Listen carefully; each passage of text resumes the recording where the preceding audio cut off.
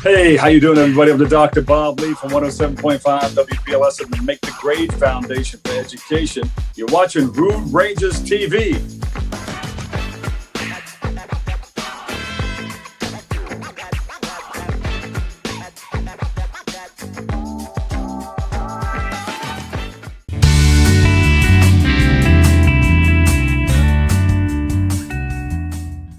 Hello, and welcome to Conversations with the Quick Flick Critic. I'm your host, John Smistad. Each week, I introduce you to a wide range of remarkably creative and inherently interesting people, representing a broad spectrum spanning the world of entertainment.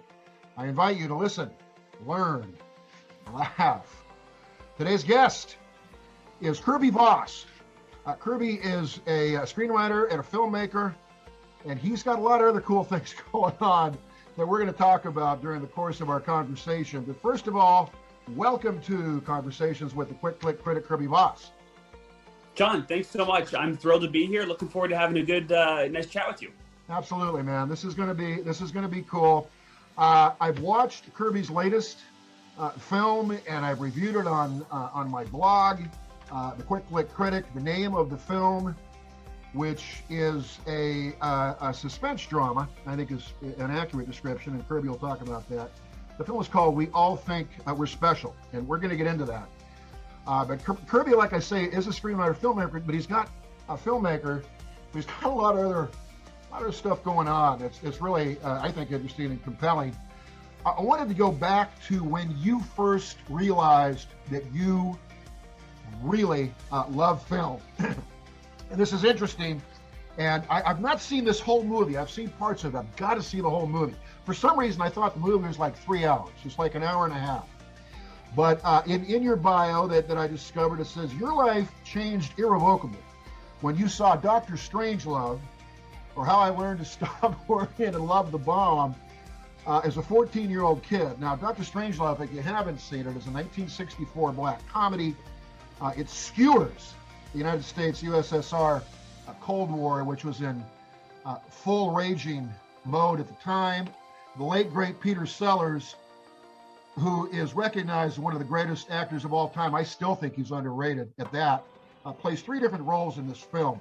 Kirby, I'm going to shut up now and let you talk. You saw Dr. Strangelove, 14-year-old guy. What was the impact, and where did it take it from there? So even before that, I had been wandering my school library, and I was bored, and I saw a copy of a book called The Great Movies by Roger Ebert. And I said, okay, this sounds kind of cool. I like great movies. Who doesn't like great movies? And in it, he's got a collection of essays on some of the films that he thinks are the greatest of all time. And the essay for Dr. Strangelove just talked about how funny it was. And I said, well, this kind of sounds interesting. I'm always looking for a good comedy. So I ordered it from Netflix, and when I was doing that, Netflix was still mailing DVDs. So I got the DVD in the mail from Netflix. I popped it into my laptop. I have no idea what I'm doing. And I was just spellbound at how funny it was. Yeah. But on top of the entertainment value of the film, I think the film made a really compelling argument. Nuclear war in general is generally started or instituted by male insecurity. Right? The men and the generals, the president of the United States and the premier of Russia are all these really pathetic characters. And they're all just deeply insecure men who clearly have kind of this bizarre sexual dysfunction. And because of this, they're trying to overcompensate. And the only way they can overcompensate is through nuclear war. And to me, this was very funny. Especially when this was happening. This is the height of the Iraq War, the height of the Afghanistan War. There's a lot going on. Our nation was at war. And it was kind of a eureka moment for me when I realized, wow, film can be both very entertaining, right? Because I'd seen Transformers, I'd seen Batman, I'd seen entertaining film. But this was the first time I realized it could also be profound. It could be real art. It could be something that was more than just a diversion. And I said, I want to do this for the rest of my life. Wow. So that really started me on a journey. I'm very lucky in that I had that light bulb moment. Boy, no kidding. And then from that point, you went on to film school a few years after you were 14 and were inspired by Dr. Strangelove. You made a student film called Love Me True. I've seen the trailer. I've not seen the film. It looks really professionally made for a student film. And this really struck me. And this is a guy that I've talked about with other filmmakers because he's an indie film darling. He's a hell of an actor. He's been an A-list actor. He's been in big budget films, but he seems to have found his groove, and that's Eric Roberts. Eric Roberts is omnipresent, and I watch mostly independent films, Kirby, like yours, when I watched We All Think We're Special. Talk about how in the hell did you get Eric Roberts in a student film, and then talk about working with him, because he seems like with all he's done, and like I say, he's just a real pro's pro. He seems very gracious and almost humble. Go ahead and talk about making that film. Again, the film is called Love Me True. You made it as a student filmmaker, and then working with Eric Roberts, if you would, please. Sure. So I'm afraid my biography kind of truncates some things. I've been blessed with an abundance of experiences. I went to Loyola, New Orleans for college, and it wasn't actually film school. I was studying English. They didn't have a film program, but I had read Robert Rodriguez's Rebel Without a Crew book. And he talks about how he made a film for $7,000 and got into Sundance. And I said, well, that sounds like a good idea. So I actually made my first feature when I was 18, and it was called The Pain of the People. Our entire production budget was like $200, right? I bought a little DSLR and didn't pay a single person, talked my way into bars on Bourbon Street and hotels on Canal Street, and we made this film. Cool. Showed it to 100 people, sent it to every film festival in the world, and everybody told me it was just terrible, except one person. Like, one person was like, okay, there might maybe be something here, maybe, like, come back to me with another script and you're a few years older. Yep. So I went off and I wrote the script for Love Me True. I was in college, I was heartbroken at the time, so I wrote a romantic comedy, right? Yep. Came to this producer and they got interested, so they agreed to finance the film. So we did have some financing, but that was only because I had already created a whole feature film. It wasn't a super abundance of financing, but it was enough that, like, we could make it a SAG film. We could, like, other people's money, yeah, get a real camera, right? It wasn't a ton of other people's money. I was working as a telemarketer the summer before we did it, right? So I'm still washing cars, telemarketing, trying to make this film happen. Wow. But we got really lucky. And the nice thing, so I had considered going to film school for a while, and it was very expensive. So I ended up going to school in New Orleans. But the nice thing about being in New Orleans is, almost by definition, you're a big fish in a small pond, because especially at that time, there wasn't a huge film presence here. Mm-hmm. So I was able to network and meet almost all the film people in the city in a relatively short amount of time. And you make friends, and a friend's friend had previously been an assistant director on a film Eric Roberts had done. So we had the role, we reached out. He was extraordinarily gracious. His team was really very friendly. I like them a lot. I consider them friends now. Wow. He read the script, he liked it. We flew him down, and we shot him out in just a day, but we got what we needed. He's extraordinarily talented. It was a lot of fun working with him, because he'd previously done Dark Knight, and he was telling me he had just done Inherent Vice with Paul Thomas Anderson, who's one of my favorite directors. And this was like just ecstatically cool for me, right? Yeah. But we had a great time making that film, learned a lot. It's absolutely a student film, but it was a great learning experience. Boy, no kidding. You got financing outside of your own bank account, and you got a guy who, as my dad would say, has a pretty clear understanding of what he's trying to accomplish. In Eric Roberts, to be in your film, in your movie, that's a place somewhere beyond cool. So we move forward, and The movie that they released last year, 2021, that I've seen, it's available on Amazon, by the way, which is where I watched it, is We All Think We're Special. A lot of questions I have about the movie, a lot of questions about the movie, but is essentially about a raging alcoholic who has lost, as most raging alcoholics do, has lost the capacity to manage his own life. And he has a friend who cares about him and wants him to stop drinking. And the friend takes upon himself to go upon a personal crusade to detox his alcoholic friend. You, as a filmmaker, I always say a filmmaker's claim, but you claim, the movie's based on a true event, on actual events. So I want you to talk about what that may have been, what that was, and how you were inspired and springboarded to make the film. And then we'll go into specifics about the film. But yeah, if you can just give us an idea, how did you become aware of the original event? What was it? And then and then how did you decide to pursue a project and make a film about it? So that's an excellent question. I've spoken to a lot of people, and some of this was kind of under the cloak of anonymity, and I've obviously promised not to reveal too much about what's actually going on here.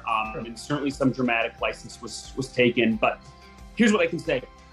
I'm not an alcoholic. I don't have any experience with alcoholism. Nobody in my family is an alcoholic. But I was going to ask that. Okay. Yeah. Thanks for pointing that out.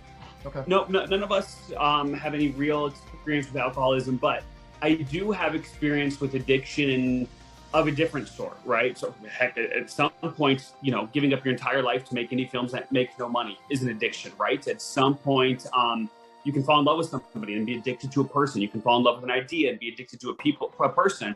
Yeah. And as I look around, I see many, many people do this, and we have these crutches in our lives. And it really fascinates me, the different crutches that different people use, and some are socially acceptable and some aren't, right? Obviously, we as a society don't condone heroin use or alcohol, but people who are constant gossips, we tend to. And everybody has something, I think, that they need to fill this hole. And so this idea of addiction really interested me. Mm-hmm. And then I threw myself into the research, right? I threw myself into alcoholism. I spoke to alcoholics. I went to meetings. I saw every movie I could, read every book that I could. But there's a documentary called Haircut, H-A-R-C-U, or K-U-T, I think. And it's about heroin detox, actually. But it's one of the best documentaries I've ever seen, and almost nobody's seen it. It's a criminally underrated film. So I put it out there. If you are looking for a really, really good documentary, it's almost like We All Think We're Special, except it's real life. It's documentary. It was a bunch of friends who filmed themselves as they're trying to get their friends to detox from heroin. Wow. So I pitch that film whenever I can, just because I think it's criminally underseen. Yeah. But I really became fascinated with this idea of addiction. And look, I don't think my opinion of the film is any more important than anybody else's, but to me, the two main characters are really just different sides of the same person, right? What we're really looking at here is kind of a battle between the id and the superego, right? We're really looking at how a person is able to come to terms with who they are. Yeah. So I think we can look at the film through a couple of different lenses, but alcohol is really just the metaphor for what I think is a bigger battle that we all have inside of us. Yeah. Talk about the two principals in the film, because most people aren't going to know who they are, but talk about them by name, please, because they were both really good in this film. And I hope they should get further work, because they're damn good performers. Thank you. I think they're both doing really well right now. One is my good friend William McGovern. He was actually the lead in my last film, Love and True, as well. So I'd worked with him before. He and I had a very good relationship. He's out in Los Angeles. He just had a nice role in a show called The Thing About Pam, which I think was on NBC. But there was a Renee Zellweger show. Absolutely. And he's doing very well. The other principal is my friend Jared Bankins. He lives here in New Orleans, and he was just he works constantly. He just had a really big role in a Pierce Brosnan film, and he is doing he's a video game adaptation called Twisted Metal right now. And every time the guy texts me, he's working on something else. So they're both working pretty frequently, and I anticipate both of them to have very long and successful careers. Yeah. Were they on board with what you're? I mean, obviously you're running the show there with the film, but did they understand what you wanted to get across to us as an audience? I think so. So when I first met Jared, I told him that I wanted to do my vision of Persona, which was a film done by Bergman, a Swedish film that I really, really liked. I need to see it. And yeah. he immediately got that, right? He clicked with that immediately. Okay. And I think Will did as well, simply because we'd done a film together previously, right? So Jared's, I think, got more kind of visceral understanding of addiction, and Jared plays the addict in the film, right? So I think he's got an understanding of kind of how that works. Yeah. And because Will and I have such a good basis, I like to say that if the director's talking on set too much, he's made a mistake in pre-production, because you need to make sure the entire team is on the same page before you start filming. Great point. So for both my cinematographer and our production designer and my co-writer and certainly my actors, I had to give just shockingly little notes, right? Because we had worked together, we'd spoken. I don't do rehearsals. We hadn't done any rehearsals. We hadn't done any camera blocking, but they knew the tone that I was going for. I had shown them 4 or 5 films, both tonally and visually, that I was going for. And I think that the majority of the director's work is going to take place in pre-production, right? You want to make sure that everybody's on the same page. And at that point, you just kind of let them loose. Understood, and you did a hell of a job of doing that, and obviously your two principal actors, everybody in the film was quite good, and the film is it's going to hit you pretty hard. You talked about filmmaking in Louisiana. I talked to some filmmakers recently who filmed in Louisiana. It seems like lately, and there's been films in the past, but lately, Louisiana seems to be a hot spot for making films, independent and bigger budget films. Obviously, the government of the state is all about, listen, we want you. We want you coming here making films. What we want is you're boosting our economy, and they seem to be ambitious and aggressive about that in Louisiana and perhaps in the New Orleans area. I've noticed in particular. Can you talk about Louisiana and the filmmaking industry marriage, I guess, now? It's actually spectacular, and I've been here pretty much for the whole thing, because there wasn't much when I first came here in 2010. But we have some of the most generous tax credits in the country. If you are coming here, you are guaranteed to get a very healthy return on your investment just from the state. My day job, I'm going to plug here. I am the executive director of a group called the Cool Cooperative, COOL Cooperative. Yeah. Oh, excellent. Okay. Yep. And what we do is we help young people get jobs working in the film industry. We're a nonprofit organization, and we help young people work in the industry, and we've received tremendous support from the state government, right? The state has made it a clear priority. Louisiana started off as really only having 2 major sources of income, and that was, energy, oil and gas, and tourism. Yep. And the government has decided, I think with really good reason, to make the film industry a significant source of revenue. Right now, we make the 3rd most films in the country. My understanding is that New Mexico's 1, Georgia's 2, Louisiana's number 3. Wow. And we're hoping to continue growing that. Yeah, we're very proud of that. It's a filmmaker-friendly place. We've got a lot of talent here, and it's a lot cheaper to film here than it is in a lot of other states. Yeah, that's very cool. And obviously, Louisiana knows it's a great benefit to the state. And that's, has been happening, is happening now, but it sounds like it's going to become even more prominent moving forward, which is great for filmmakers all over, but certainly in the state of Louisiana. I wanted to talk about the Cool Cooperative, and I want to read the description off the website. Cool stands for Creating Outstanding Opportunities Locally. The Cool Cooperative is an organization dedicated to helping inner city youth, as you just mentioned, Kirby, with film industry specific workforce development. We offer summer programs, after-school programs, and hands-on training in film production. What a cool initiative! What a cool purpose! Where did this spring from? How did you Did you start this cooperative, and what inspired you and motivated you to make it reality? It wasn't my idea, but I was a founding member. So it actually happened during Love Me True, which is my second film, the one with Eric Roberts. We had a pretty limited budget. So instead of hiring a bunch of union guys, we hired a bunch of recent college grads who couldn't get work in the film industry because they had no experience.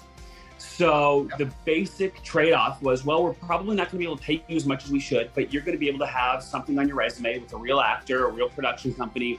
You're going to learn the skill and it's going to help you work. And it works tremendously well. A number of people that we hired got their very first job on Love Me True are still working and just doing very well for themselves in the film industry. Good. So for my producer, who co-wrote We All Think We're Special, her name is Felicia Stollard. She's a very special lady. This was kind of a light bulb moment. Why don't we just systematize this? So that was about 8 years ago, and we have been chugging along ever since. I've been involved in one degree or another since then. But now what we do is we're not trying to make the next Spielberg. We're not trying to make the next Paul Thomas Anderson. We're trying to get students who wouldn't necessarily have a chance at college or jobs outside of the minimum wage have an opportunity to make a lot of money in good union jobs making movies in New Orleans and Louisiana. Great. And that's a seems like a doable goal. And you guys are busting your asses, obviously, to make sure that happens. It's all cool. Perhaps the greatest thing about that, Kirby, is the entertainment industry, as the late great George Carlin, the comedian, used to say, is all about dig me, and it is. He was talking about show business, but that's what it is, and everybody gets that. And a lot of people can't get outside of their self-contained, what has to happen for me. This is getting way the hell outside of that, and if you realize, you and the team you work with the Cool Cooperative, it needs to be about more than just me, right? Well, I think which is kind of trite, but a rising tide raises all boats, right? I didn't say that right, but yeah, I think that especially New Orleans, because it's a relatively small city, has an understanding of community. We have an understanding that we need to rely on each other, and poverty hurts everybody. And instead of consigning certain classes or types of people to certain jobs, which is just kind of a terrible, scary idea, the idea that we could do something like as fun as making movies while supporting and raising our city up, I think is really extraordinary. And we've had tremendous support from the community, from the government, from schools, and obviously a lot of student enthusiasm. So we're very excited about the program. As you should be, and good on you and your team. Again, it's called the Cool Cooperative, creating outstanding opportunities locally in New Orleans and I would imagine around Louisiana as well. You know, I want to go back to your latest film, because I think I know, and maybe you want to keep it ambiguous, and I get it, because that's most directors don't want to tell people what their film is about unless it's, blatantly, starkly obvious. We all think we're special. My idea is that this guy who had let alcohol completely take over his life and was destroying it, thought he was special enough to be able to drink all the damn time, and it wouldn't be a problem. He didn't see it as a problem, nor would it ever be. Am I on the right track with that? Absolutely. Okay. And that's something that it's easy to recognize that all addicts feel that way. I think it's more difficult to realize that all people feel that way. I think, look at study after study. Everybody imagines that they are above average at most things. Most of us think that we're above average friends. Most of us think that we're above average drivers. Most of us think that we are above average intelligence. The fact of the matter is 50% of people are below average in each one of those things. That is just a mathematical fact. Yep. But for all of our vices, we have, and I don't know if it's humans' greatest weakness or their greatest strength, we have this incredible ability to rationalize. Yep. We can rationalize just about anything, right? Anything. Yeah.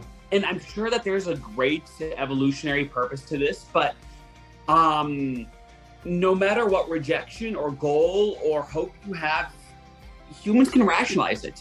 And when that becomes self-destructive to the point of end-stage, late-stage alcoholism, Yeah. Obviously, that's a real problem. So the film looks at it through that lens, but I would suspect that I failed as a filmmaker if it doesn't hit the audience that this film isn't condemning somebody else, it's condemning myself. And I would hope that the viewers also at least consider how these thought patterns exist in their own life, right? It's not a feel-good movie, but we all have these thought patterns, and we all, I think, need to, at some point or another, try to shake ourselves out of that. Yeah, it's generally healthy to do so when you're in that situation, certainly when alcohol has turned your life into a living nightmare. I wanted to talk about an experience that you had, and that is abroad in Shanghai City, China, where you were a cinematography professor at Shanghai Vancouver Film School. How did that come to be for you? And just share your experience of working among the Chinese and teaching cinematography in that class in Shanghai City. It was absolutely spectacular. I am a writer and director by trade, and there's a website called InkTip, and every week they send out job postings. And the Vancouver Film School is a very well-known, very prestigious film school. They've got a campus in Shanghai, or an extension in Shanghai, and they had been posting for jobs. And so I got this email. I sent an email. I speak Chinese, so I think that helped, not fluently, but decently. Wow. I think that helped me kind of get my foot in the door. I've studied cinematography pretty extensively, and it was kind of kismet. It just worked out. So I went over there. I had, it was certainly one of the best times of my life. And it was great. The day I showed up, they handed me a key to a studio, and the studio had over $500,000 of film gear in it. I said, okay, well, here you go. This is your studio. I said, oh, well, that doesn't suck. I'll take it, man. Yeah, I'll take it. Okay, works for me. All right. Yeah, let's go. Why not? Look, if this is a burden I have to carry, I'll carry this burden. Yeah. I mean, looking back, it was a really privileged time because they paid for my housing, they handled all the visa stuff, and I just kind of woke up. I went to class, I taught, I studied, I made movies, I thought about film, and look, I love the people of China. I loved my time in China. I think it's a fascinating city. This was in, 18, obviously before the world changed. But technologically, they were about 10 years ahead of us, and it was just a really extraordinary and exciting time over there. Cool. And obviously, you know the climate between the United States and the Chinese government, the Communist government. As much as you want to talk about it, and if you don't, that's fine, I get it. But you've had personal experience that most of us will never have. What was the atmosphere in China? As I don't know, as clearly as you can communicate to us, if you'd like. And how did the Chinese people strike you? Because we lose sight all the time of the people who live in countries, i.e. Ukraine, and the guys, generally the guys who are running the show. Does that make sense to you? And what was your perception of what you saw in China? Yeah, so I am going to be a little careful with what I say here, but let me take a step back. I was fortunate enough to study abroad in Taiwan while I was an undergraduate. I actually wrote Love Me True in Taiwan. Wow. So if you're familiar with the geopolitical situation between China and the people, or Taiwan and the People's Republic of China, there's obviously a lot of tension there. But what I want to really emphasize first and foremost is your point about the people. And I love them. They are decent, good people who are welcoming and hospitable. Certainly there are cultural differences between Taiwan and mainland China, but in both cases I felt welcomed. I felt understood. I thought that people made an effort to understand my very bad Chinese. And the fact I would be honored. Kirby is awesome. But yeah, I'm sorry. Go ahead. Well, it's fun. I love learning it. Right. I think it's really fun to try and engage with a language that's just so radically different than anything you've experienced. Yeah. I would be honored, and I hope to visit both of those places again. Right. I really hope to visit both of those places again. Okay. I will say that my personal opinion of both the United States government and the Chinese government, not to make a comparison, but we both have work to do in terms of human rights. And I think that human rights are an integral and a valuable part of how we view the world as Americans. Human rights should be and are for us the primary consideration when it comes to how we form a more perfect society. I think that it doesn't matter what our GDP is. It doesn't matter what our geopolitical standing is. It doesn't matter, going back to Dr. Strangelove, how large our nuclear arsenal is.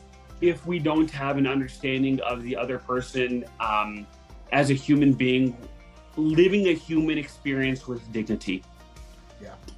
Okay. And I think that we do ourselves a grave disservice if we forget that. So there's that. But I also believe very prominently that cinema is a tool for growth. Cinema allows us to see each other. Cinema is an ability, or is perhaps the preeminent way for us to recognize and be cognizant of the humanity of, kind of the other, right? Saeed's the other. So I believe in the power of cinema to make us see the humanity in foreign cultures, and I think that's important. Very well stated, Kirby. And there's a few people on this planet who connect with and understand and agree with the essence of what you're saying. What are you working on now? Can you give us an idea of what you're working on now and what may be next on the horizon for Kirby Voss in terms of your creative output and a film coming down the line, perhaps? So I've got a finished script, a mostly finished script that I'm really excited about. It's actually my first horror film, and it's called Job, and it is a modern story of the biblical book of Job, which. Wow.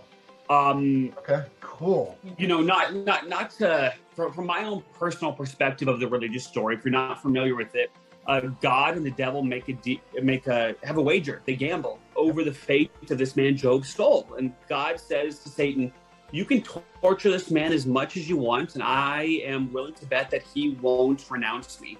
And so for the whole book, Satan just tortures this man. And to me, that's horrific, right? I think that most exegesis would say that this is legend, if not myth, and that there's a greater lesson here. But I think that if we're looking at it literally, it's horrific, right? And so I think that it really opens itself up to dramatic interpretation. I will say that finding funding for that has not been as easy as I anticipated, so I'm still working on that. I don't know if the film's going to happen or not, but I am working on funding for that. Yeah, go for it. Somebody's got to help you. Okay. I'd like to think so. I think it's a pretty compelling story. I think that horror tends to have a pretty good ROI anyways.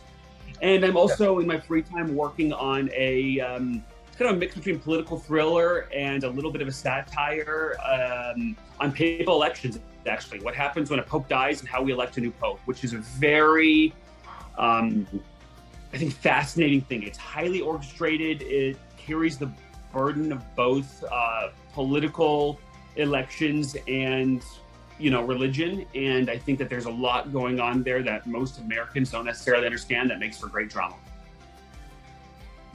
That's I love both of the premises that you just described for your future perspective films.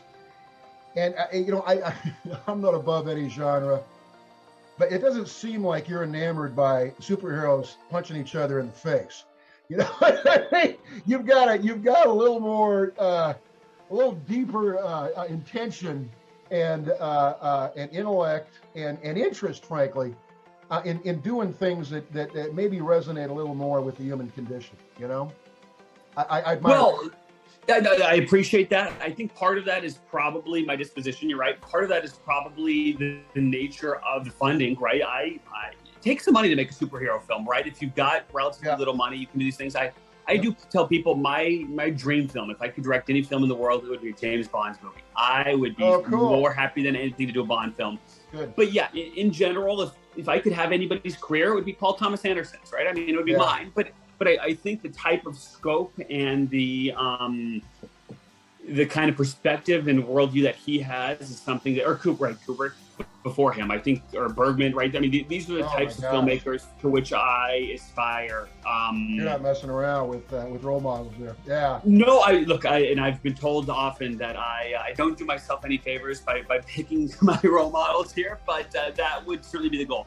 Well, I think you do, because you want to do things that are special and resonate with people, and obviously you want to make money. I mean, that's the point of making a commercial film. But I think it's great that you have, what you want to do. You know what you want to put on film. You know what matters to you, and you're doing that. And your ideas that you've described, that I've watched one of your films, are fresh. Alcoholism has been dealt with before, not in the manner that you did it, and that's why it struck me. Thank you. Yeah, it did, as a film that's doing more than just showing a drunk guy who can't handle life.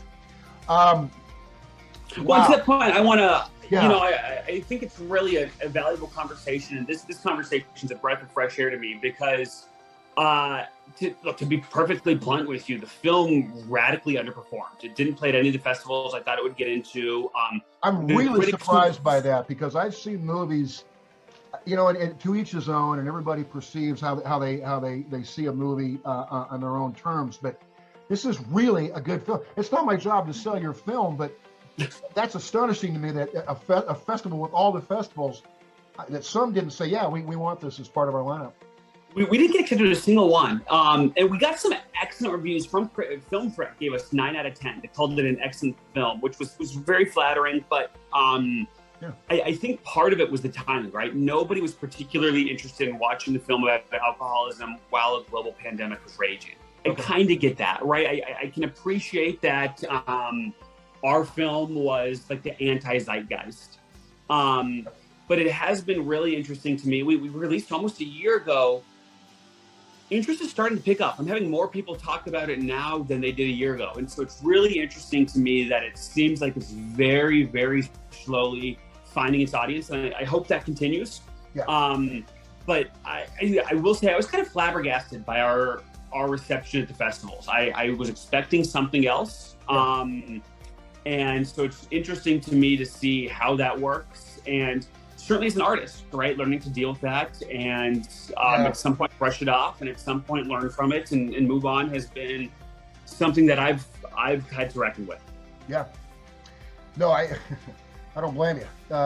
This is your baby, and you created it. Again, it makes a difference to you. It matters to you deeply, and I think it sounds like it already is one of those films that's going to gain momentum as it's been out there a while, and hopefully people like me and other people who've seen it and says, listen, this is my opinion, certainly, but here's why I think this movie is worth your time and your investment on all levels. So all the best with that.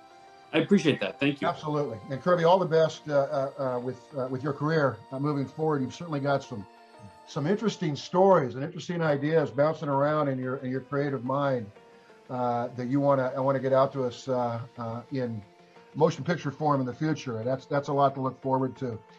I want to thank you, Kirby, for being with us. I hope it's been fun for you. I've enjoyed it, and I know our audience I got a hell of a kick out of it too. John, this has been an absolute pleasure. Been the highlight of my week, and all I can say is that I'm looking forward, hopefully in the next 18, 24 months, coming back and discussing my next film. I don't know which one it'll be, but I hope to come back with a new film pretty soon. I hope both of those that you described. They both have really cool storylines and plot ideas. Our guest that we have been speaking to here for the past better part of an hour is Kirby Voss. Kirby is a screenwriter. He is a director, a filmmaker, and perhaps most importantly, when all is said and done, I think you may understand, is his work with the Cool Cooperative, creating outstanding opportunities locally for inner city youth. A lot of them looking for a future beyond what they believe that may mean, that may look like to them, and offering them work in film production. And that is beyond a worthy cause. That is, I think, in many respects, vital. Kirby Voss, again, has been our guest. That will do it, then, for this episode of Conversations with the Quick Flick Critic. Thank you for watching. I am your host. My name is John Smistad. The show live streams every Tuesday at 7:30 p.m. Eastern Standard Time on Rude Rangers TV. And also want you to be aware that you can download the Rude Rangers Unite app on really pretty much any platform that's available to you. Some of the more popular ones, obviously, Roku, Amazon Fire TV, Google Play. Again, the app is Rude Rangers Unite, and you can watch conversations with the Quick Click Critic live as well through those apps. Again, every Tuesday, 7:30 p.m. Eastern Standard Time. So, until next time, listen, learn, especially in today's world, really the personification of any point in time in our world, but certainly now, laugh. Goodbye, everybody.